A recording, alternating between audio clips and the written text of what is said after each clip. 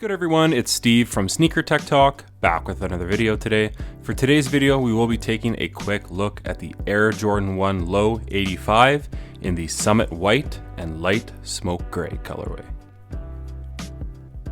As far as what you're getting for the box, you do have this white and red box. Now it is overly small, it's pretty thin as you can see right here. Now the size tag label does read Summit White Light Smoke Gray. I did get these in a size 10.5 and the retail price in Canada was $210.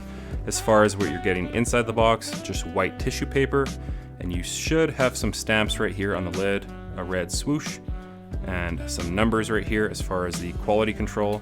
But as far as the box, that's what you're getting. But without further ado, let's take a look at the shoes.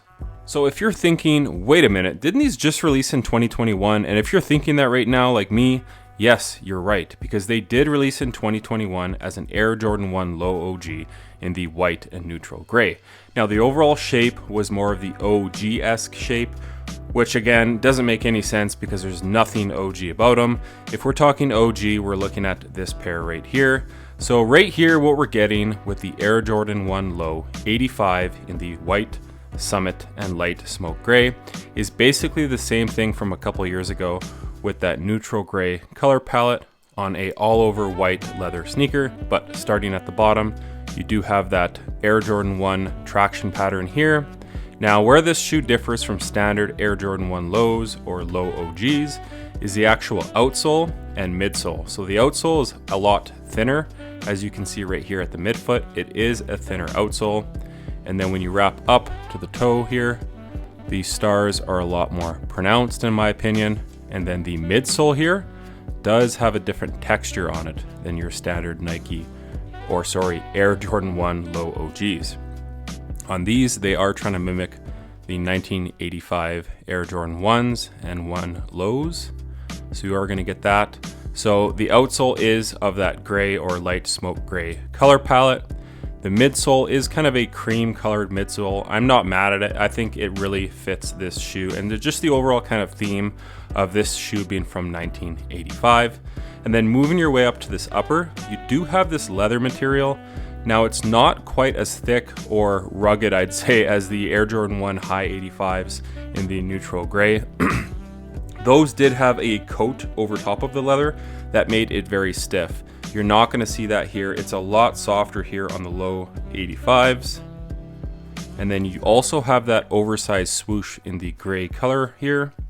It is oversized and it is suede. At the back of the shoe, you do have that Air Jordan Wings logo, which is just gorgeous in my opinion. One of, if not the best logos of all time. On the medial side, you do have that oversized swoosh again. Another place that these do differ from your standard Low OGs is these do have 8 lace holes. So you have 1, 2, 3, 4, 5, 6, 7, 8. On your standard Low OGs, you only have 7. So overall, all of the details they are putting on this shoe, they're really trying to mimic the 1985 pair.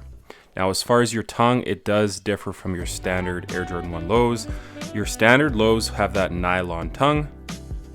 These have a canvas tongue, so it is a little bit more rugged and thicker material here.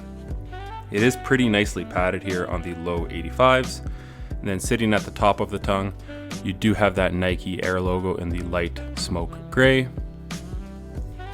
And overall, I think this is just such a clean shoe. I did double up on these. I think these are fantastic, easy to wear with everything.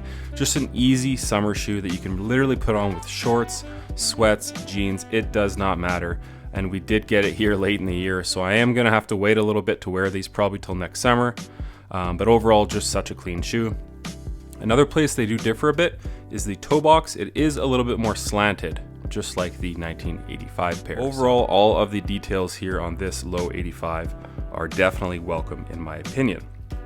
Now, as far as the insole goes on this pair right here, before we get to the insole, these do have that stamp on the inside. So 10.5 MNJDLS-502/1E. So you can also see the size tag label here if you want to legit check your pair. My pair was made between 05/10/23 and 07/06/23. So you can check your pairs here with that size tag label. These are board lasted, so that was the original kind of torsional support on the Air Jordan 1 low and highs back in 1985. As far as the insole goes, you are getting this polyurethane insole. It is a bit thinner than the high OGs, but it's still a welcome addition here. And it does say Nike Air in that light smoke gray. Overall, the materials are pretty nice in my opinion. They're pretty thick as far as the leather goes, as you can see right here on the side.